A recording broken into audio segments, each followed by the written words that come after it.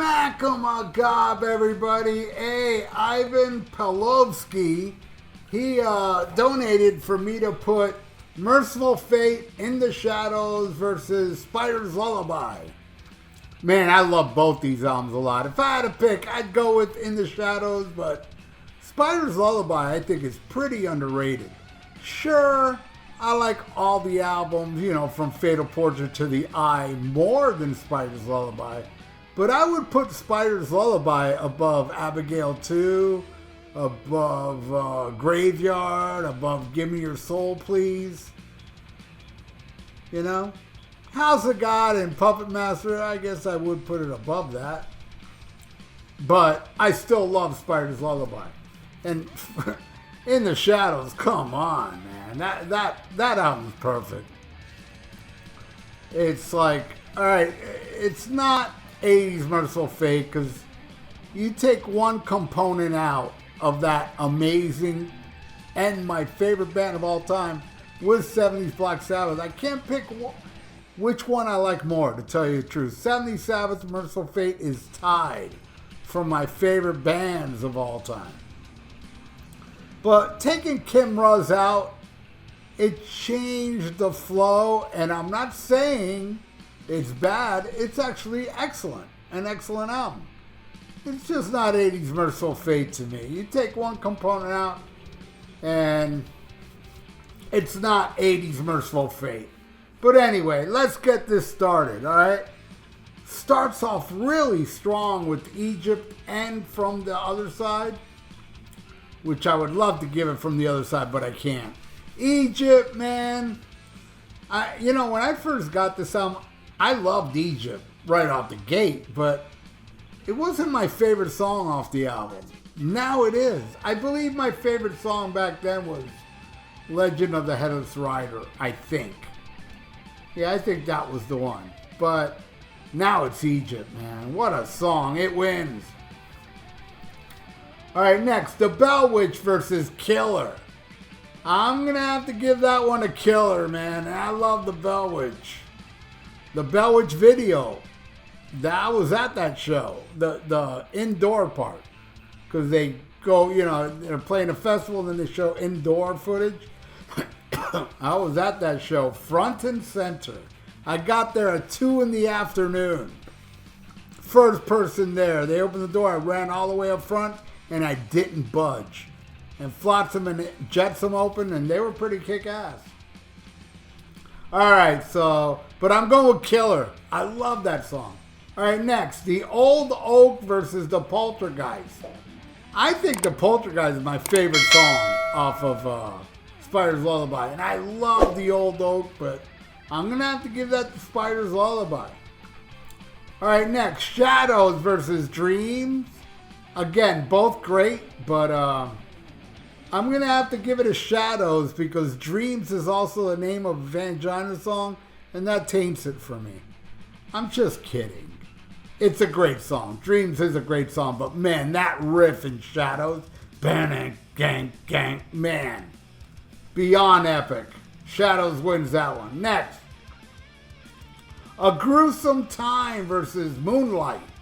Love them both, but I'm going to have to go with Moonlight, man. Moonlight's a badass tune. I love it. Alright. 13 Invitations versus 6 Feet Under. Another double whammy here because both songs rule. I mean, they're both so killer. I'm going to give the slight edge here to 13 Invitations. I love when he says the King of Diamonds would win. Fucking awesome. It's kind of like A Dangerous Meeting Part 2. Alright, next. Room of Golden Air versus Spider's Lullabye. Spider's Lullabye, by far. And I love Room of a Golden Air. Cool, eerie instrumental, but no. Spider's Lullabye, definitely. Probably my second favorite song on this album. Wins. Next. What used to be my favorite song, Legend of the Headless Rider. Going against Eastman's Cure. Eastman's Cure is a badass song, but yeah, I gotta go with Legend of the Headless Rider. Kind of like Satan's Fall Part 2. Because it's long and epic with a lot of changes, and it rules. Man, there was a guy the other day. Well, not the other day. It was like a few months ago. I saw a guy online say that Satan's Fall was ridiculous. It's like, man, it's like 10 minutes and all these changes that make no sense. I was like, what? Wow. I can't understand how anybody would think that. How you listen to Satan's Fall, and yes, there's weird changes here and there, but they all are perfectly matching. You know what I mean, not matching, but flowing into each other. It's fucking beyond epic. That guy was wrong, man. And I'm giving it to Legend of the Headless Rider. All right, next. Is That You, Melissa versus Room 17 now? They're both similar, actually. But man, I gotta go with Is That You, Melissa. What a song, man. I love it. The keyboard thing. Fucking awesome. Wins. All right. Last song. What is this? Oh, fuck. Oh, yeah, here it is. Return of the Vampire versus To the Morgue. Again, both awesome, but I'm going with Return of the Vampire. It's a remake, and it has Lars Ulrich on drums, and I love it. I love Lars's playing. See, Lars is not like, technically great, but what he does, I love. I know a lot of people don't. That's fine. But me, what he does on Return of the Vampire is fucking amazing. Absolutely love it. And it's a bonus track on here, but, I had a match. But I have to give it to Return of the Vampire. Love, love, love that version. So, Ivan, there's a final score. There you go. In the Shadows won by 2, but it was a cool fucking back and forth there for a little bit. Both amazing albums that I absolutely love. How about you all watching now? What do you all feel about this album? Leave it in the comments below. I would really appreciate that.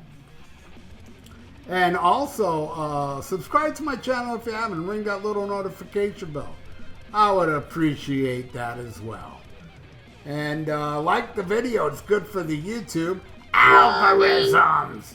So thank you so much, Ivan, and everybody watching now. You all rule. I appreciate you all. So stay frosty. Listen to Black Sabbath and schmack 'em up.